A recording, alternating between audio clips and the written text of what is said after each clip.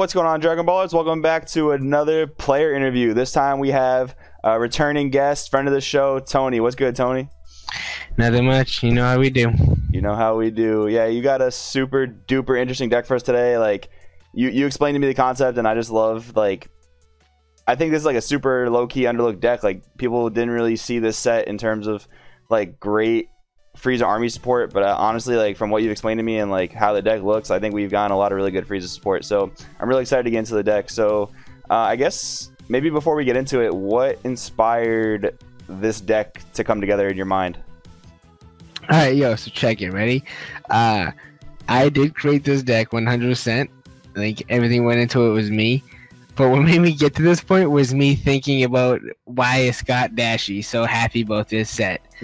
Why would he encourage us so much? Like, what is happening? And I was like, I gotta figure something out here. And I was like, Dashy loved Golden Frieza. And so I was like, and I loved it, and my buddy Tony actually loved it. So I was like, wait a second, maybe that's what he found out. And from what I understand, it's not what he found out. So this is the first time anyone besides me has talked about it openly. So I think I figured this out. And yeah, but essentially it was Scott Dashy. It was literally just me thinking, why would he like this set so much when I saw him commenting on a post? That's hilarious. Yeah, no, actually, it seems pretty uncharacteristic of Dashy. He's usually pretty, a little bit pessimistic, I guess, of a lot of things, but he's actually really, really excited for the set, which is cool. And I think that's hilarious how you linked his love for Golden Frieza back to this deck. That's mad funny. But yeah, I mean, so I guess we'll get into the profile. So this is the set 1 Golden Frieza leader, a leader that hasn't really seen much competitive play since the set 2 days when it won a regional and topped a couple other regionals. So for those that don't remember what it does is, you can on the unawakened side, you can sack a Frieza army creature to untap 1 energy of any color and draw 1 card. He awakens at 4 life, draws 2. On the backside, he attacks, draws a card. And he can sack a Frieza army to draw 1 and untap 2. So almost like a yellow Soul Striker in that instance, where he's untapping 1 and untapping 2. But yeah, like we said, we got a little bit of new Frieza army support in this deck, so we'll go over it. This is going to be a little bit more of a deck profile, going over the card choices, because a lot of the cards are new to set 5. So we have the 4-drop Shenron from the starter deck. So I'm going to go over a quick overview of what it does. It can attack, which honestly is not even a bad thing, because you never want to make this thing vulnerable. You want it to live as long as possible. So activate main, sparking 5. When you have 5 or more in your drop area, you can draw 1 card, then choose 1 effect. And that draw 1 card, in my opinion, just it makes it insane, even more insane. So you can choose up to 2 of your energy, switch them to active mode, which is incredibly synergistic with what the leader does. You can choose 1 battle card with energy cost 2 or less from your drop area and play it. And you can choose your leader or 1 battle card and gains 5k power and crit for the turn. So what I've noticed is that a lot of the earlier leaders, like especially like the Awakened Draw 2 leaders, have a hard time enabling sparking, but the fact that Golden Frieza just constantly sacks off creatures, honestly, is really good synergy, because you're constantly filling up your drop area. So I know that for a fact that you use the untap 2 energy effect a lot of Shenron, but how often do you use the Reborn a 2-drop or give something critical? So I give critical generally on kill turns. It makes it just closing the gap out in the end very easy. Right. We play some beefy double strikers already, so just boosting them up helps up a lot. Dude, double strike crit is insane. And along with that, I will say sometimes I just use the Reborn effect to get an extra swing in, like, oh hey, I'll bring back one of the Frieza Zombies card and either look at the top 3, or I'll tap a card down, or I'll bring back a vanilla and just use the vanilla and swing, or you know what I'm saying, like all the 2-drops and stuff we have, which is it's very easy to have access to them. And dude, I'm sure like on a turn where you don't need untap energy, like reborning a super combo seems pretty legit as well. Oh yeah, no, absolutely. It's literally just one of those things where it's like, you know, you're gonna go for games, so might as well bring back those 2 before you tap out anything else, because this is it. Like, this attack goes through and it's over. Yeah, that's actually really insane. And this card, I like this card in a lot of decks because it's just generically good, but in this deck it just seems so good because you're able to play Cold Bloodlust, so this thing really cannot die to spot removal very easily. So I think that's just, I think that's over the top insane. Yeah, no, absolutely. That's a huge part of another reason why this got me here, is because I sit here and I hated the fact that I feel like the just removal became pretty accessible to every deck again via when, you know, Hercule started topping.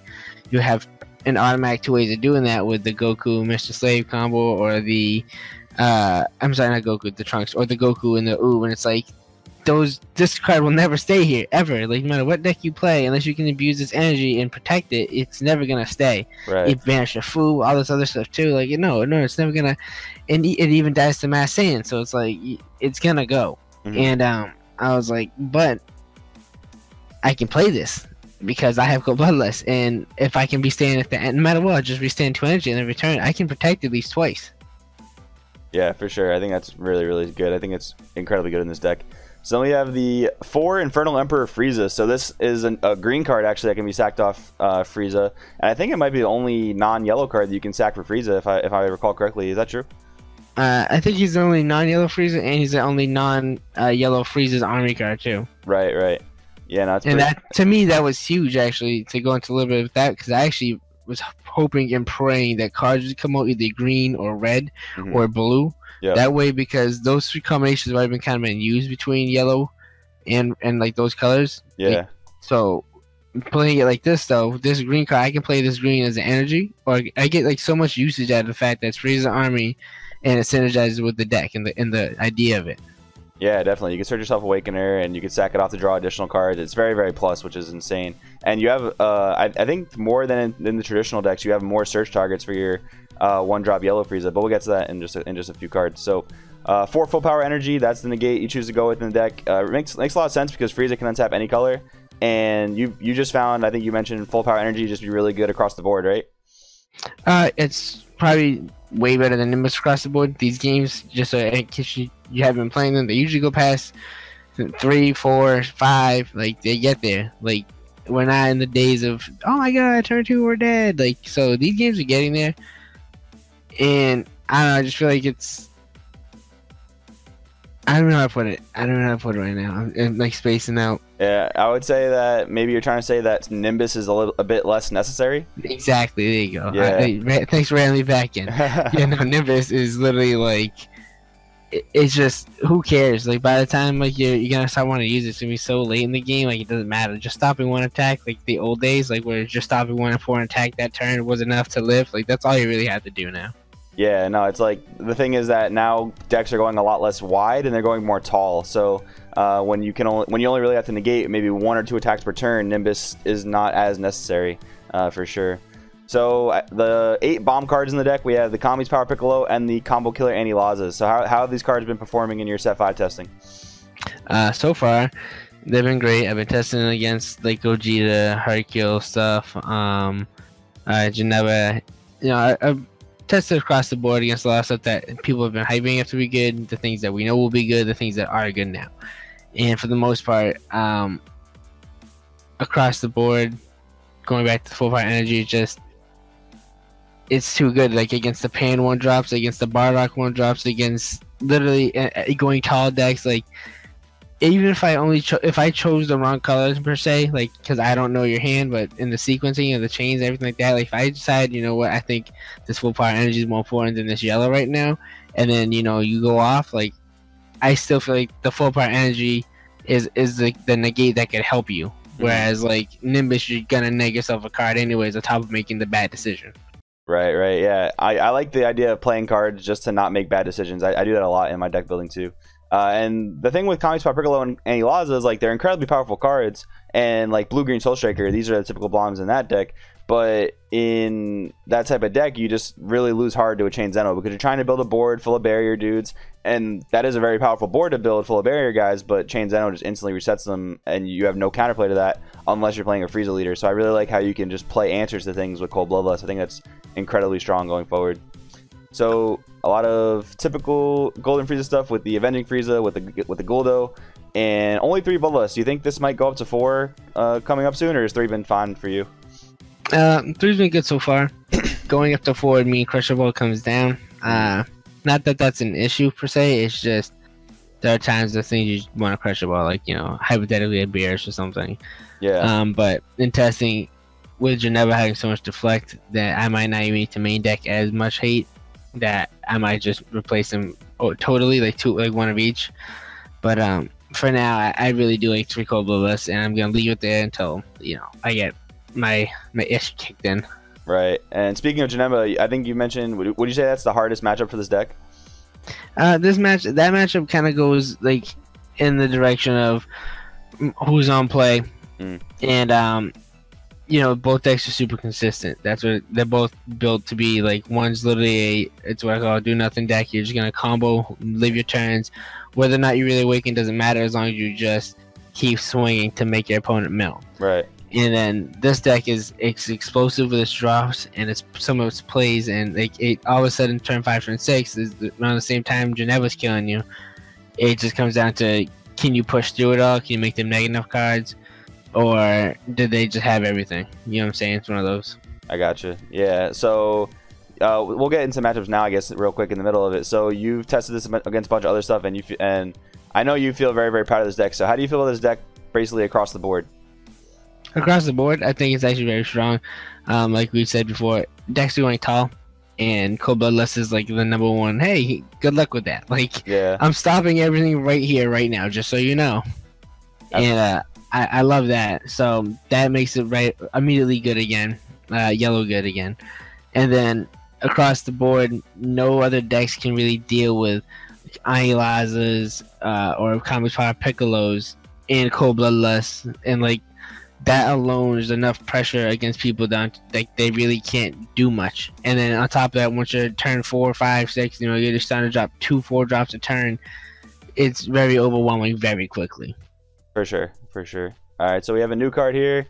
Frieza biding his time. So I got to reread this card. So when you play this card, choose one of your opponent's battle cards with energy cost 2 or less, ignoring barrier, and switch to rest mode. So what matchups is actually relevant in, or is it mostly just searchable energy? So it's not really relevant in much. So him and Gildo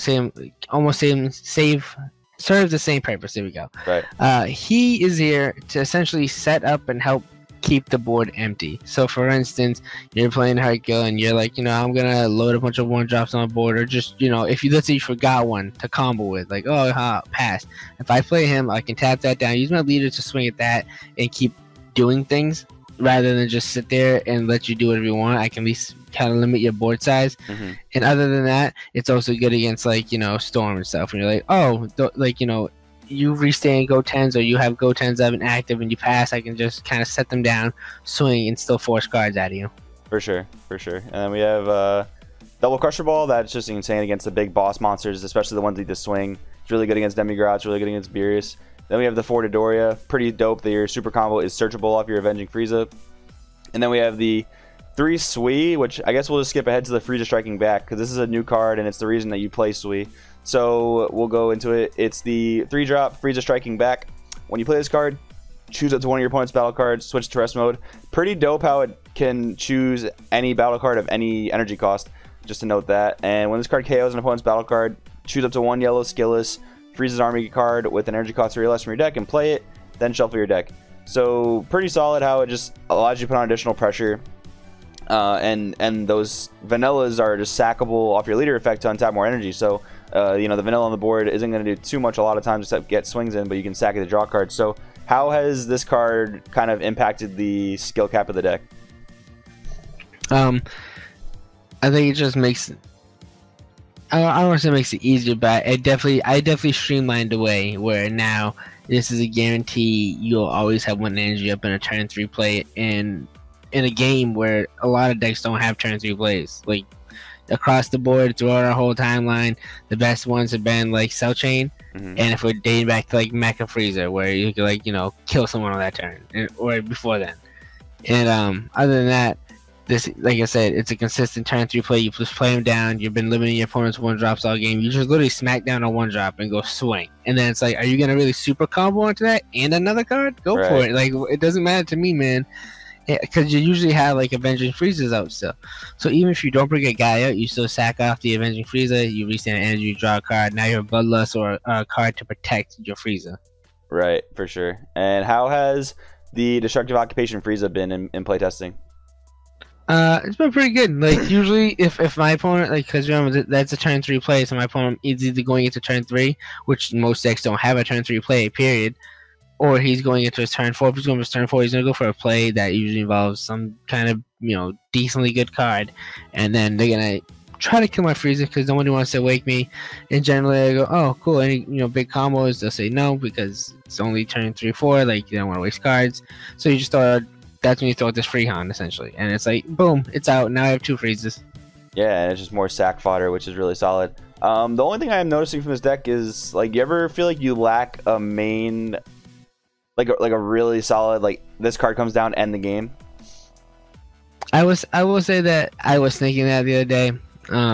I do feel like that sometimes, but then other times I realize that the win con itself isn't the turn 5 boss monster. Like, you know, somebody slams down a Gogeta and they're like, you know, looking at Danny eye like, oh, it's over, buddy. Like you do that when it's like, oh, it's turn 5. I have 4 drops on the field, not counting my Shenrons. Yeah. Good luck. Like, you're dying this turn, or you're losing everything you have this turn.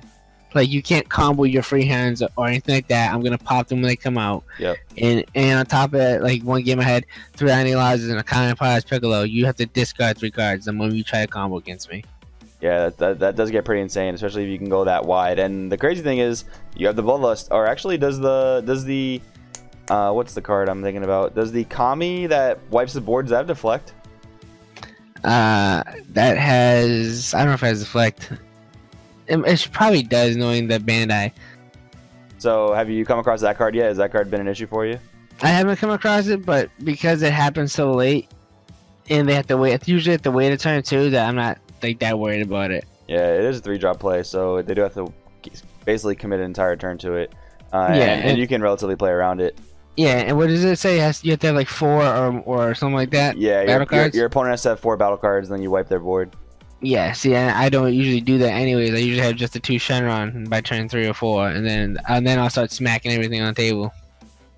Yeah, so I'm pulling it up right now. And if he's a 3-drop, my freezing, like I said, I'll just tap him down anyways and punch him in the face. Yeah, so he does have deflect. When you play this card, draw 1 card, and activate main, tap 2. If your opponent has 4 or more battle cards in play, choose all of your and your opponent's battle cards with energy cost 4 or less, ignoring barrier, and KO them. So it does wipe his own board too, which is kind of interesting. But I mean, yeah, that is a card that can be played around. It kind of limits the skill cap, I guess, a little bit of what the deck's trying to do. But at the same time, like, just 3 Anilazes or 3 Kami's powers will put on an insane amount of pressure. So I definitely feel that. All right, so you wanted to show us a little bit of a combo with this deck, right? Yeah. All right, cool. Let's hop over to Octagon. If I can figure out how to use my computer. Here we go. All right, we're on Octagon, so we're seeing everything you're doing. All right, so this is a typical turn 3 play. You'll just take any card, really. You're going to charge as your energy. You'll generally want to start the game with either Avenging Power, though, or Gildo, because you just want to have a good turn 1 drop. So this would be out. You've already searched. You're going to turn 3. You're going to tap the 3 down, summon this Frieza, and then his effects will tap down the Gildo. Or your opponent's 1 drop. Right, whatever. All you're going to do here is swing and attack there.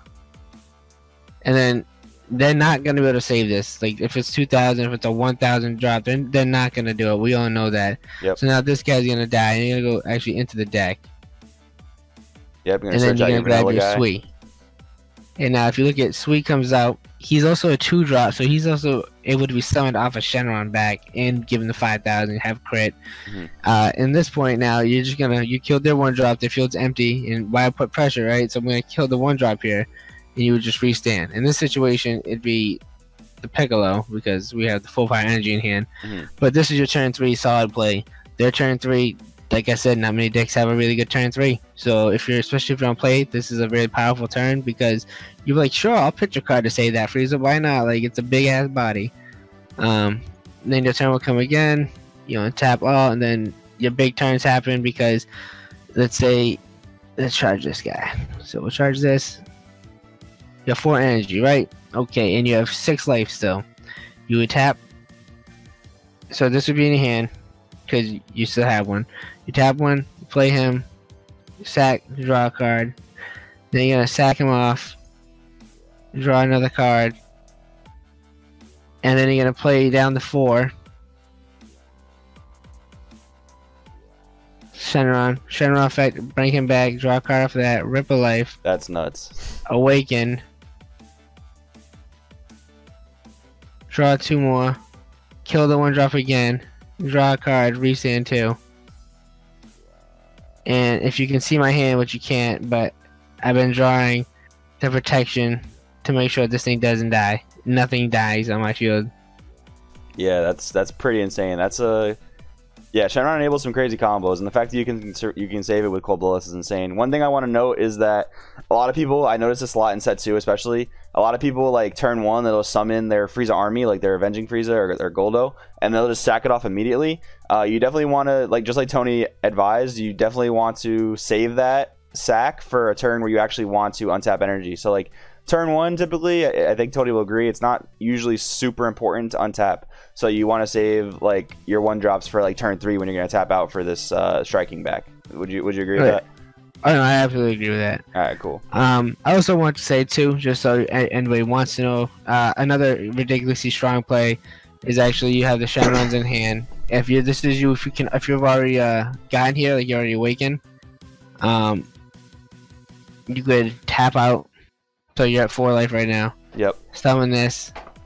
Then use Shenron's effect, restand 2, draw a card, and then you could use Frieza's effect. So like you would swing with this thing, then kill it because you just want the effect of it. Yep.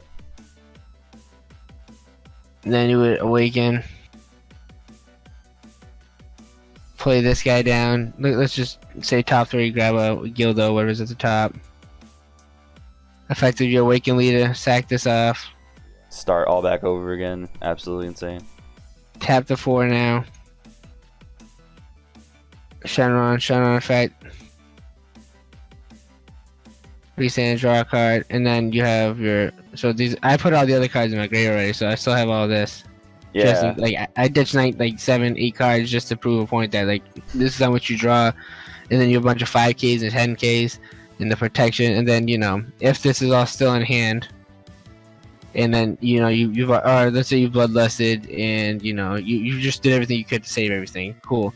The next turn comes, all you need is any other 4-drop. So if we have one, let's grab one out of grave because I've been ditching them all. If I can get there, dude, this is so insane. Like a turn you set up double Shenron, like your turns past that are just nuts. Yeah. So charge this guy's energy. I have all this, and not even that. I have these 4. Tap, play down Cauliflower Piccolo. It's lit. Effective. My Frieza, restand 2, draw a card, swing with this guy. Just put pressure, kill, sack, draw a card.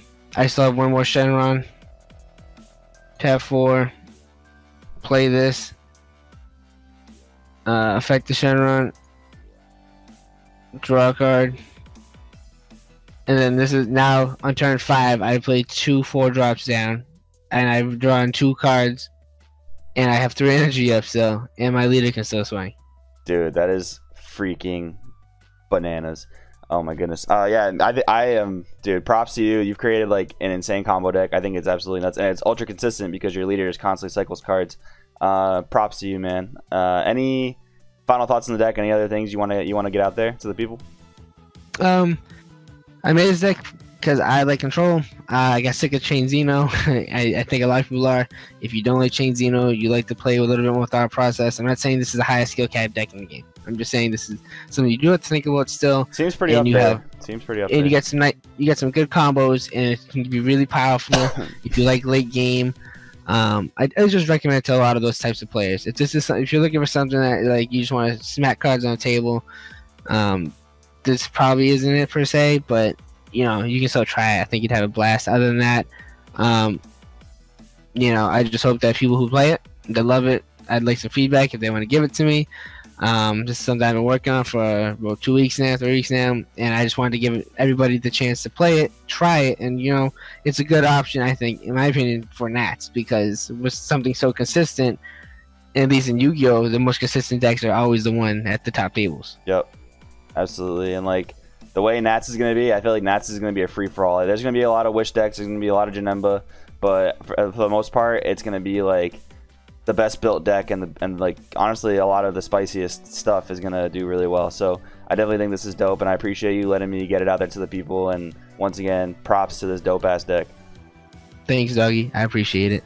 All right, guys, so with that being said, that's gonna wrap up this player interview. I'm gonna cut back to the deck list one more time just so we can end the video off on that. But if you guys have any questions about the deck, feel free to drop a comment down below, and I'll get that question to Tony and we'll answer it back in the comments. With that being said, we're going to drop the Discord link to our Crossroads TCG Discord server down in the comments, down in the description below. Definitely check that out. Thank you all so much for watching. If you like this video, please do consider dropping a like, dropping a sub. And with that being said, my name's Joey, and Tony joined us tonight, and we will see you next time.